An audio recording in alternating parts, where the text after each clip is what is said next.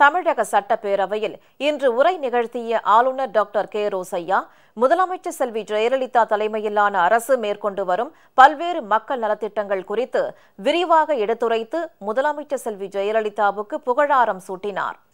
தமிழக சட்டப்பேரவை கூட்டம் இன்று நண்பகல் தொடங்கியது. தொடக்கத்தில் பேரவைக்கு வந்த முதலமைச்சர் செல்வி ஜெயலலிதாவை உறுப்பினர்கள் அனைவரும் எழுந்து நின்று வரவேற்றனர். 12 மணி அளவில் ஆளுநர் டாக்டர் கே. ரோசய்யா அவைக்கு வருகை தந்தார்.